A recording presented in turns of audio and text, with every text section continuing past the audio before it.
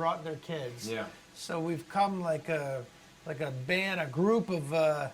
We work in the circus, right? We're Yeah, always on the circus road, folk. but this time we actually got to take a lot of our family members. I brought my son, you brought your kid, we got a bunch of other people who brought their kids. I brought my nephew too. That's right. Great, yeah. So yeah, being here in Japan, 40th anniversary of Nintendo, we're talking about Super Mario Galaxy movie, it's, in a word, surreal. And right at Cherry Blossom Season 2. So and look, there's like ancient koi fish in a pond behind us. It's really hard to process exactly how cool this moment is. I think it's a great way to launch this movie and bring it out to the world. It was really fun getting to return to the character. The first time, you're a little unsure exactly of what the movie's going to be and what the voice should be and how it's all going to turn out and whether you can live up to these iconic characters that people feel so close and attached to.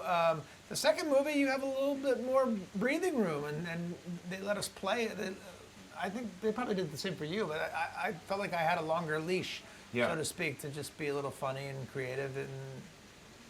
It was in many ways more fun this go around. Yeah, I agree. I feel the same way. And Michael and Aaron were able to also be with us in person in some of the sessions because when we shot the first film or recorded the first film was right at the height of COVID, and so we were able to do the voice recording. But it was very much an isolated experience, which made it a little bit tougher, a little bit more lonely. And so and they were in Paris doing all of their production, so it was like everything was done via Zoom, and so there was a sense of that.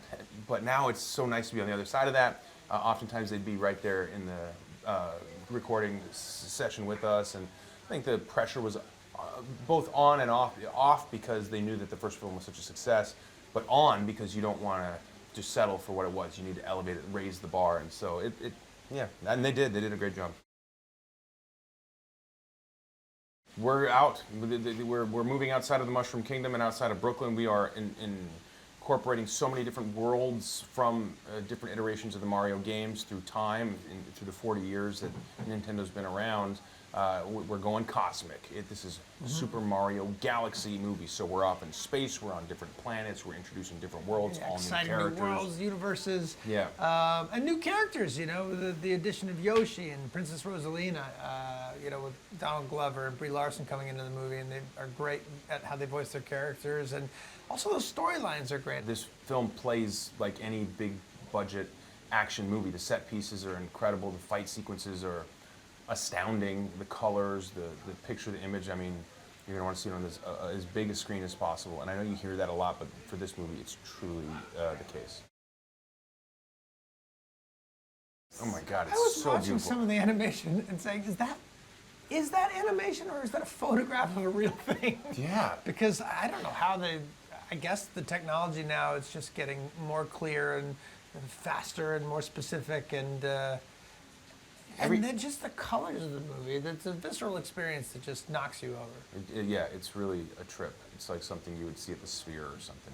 It's like, it's a almost psychedelic experience.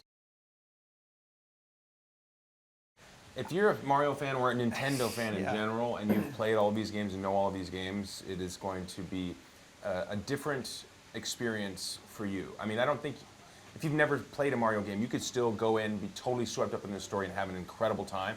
But to those who are the true diehard fans, you're going to have an extra layer of nostalgia through each of the scenes. Even if you only played it a little bit many years ago, there will be things in this movie that will bring up memories and bring you right back to that place in your childhood, and you say, oh my gosh, I remember playing that. I remember that level. I'd forgotten all about that. There were even aspects of the movie with other Mario games that I didn't think that I'd played, that when I saw the movie, I was like, I think I know this. I remember this. Yeah, See, that's right. I remember this casino. I remember this desert, these upside down pyramids. Yeah. This really is for boys and girls, young and old. It's for parents who played it growing up and have kids who are also playing it. You can have that shared experience. I think credit to Illumination too, where none of us were Minion fans growing up, and now we all love the Minions. If you've seen those movies, they're great movies. And I think they've done the same with the Mario movies, although there is a history to the characters, and most of us, a lot of us, know of them or had some interaction with them. But for those who didn't, they will bring you into that world and take you on the ride.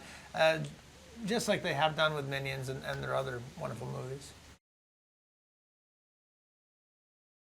I like the chip he has on his shoulder.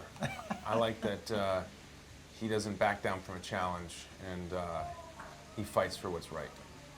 And same, I like that Luigi also doesn't back down, even though he would love to back down. But because his brother's not backing down, he's not going to back down, and I find that a really admirable quality of him.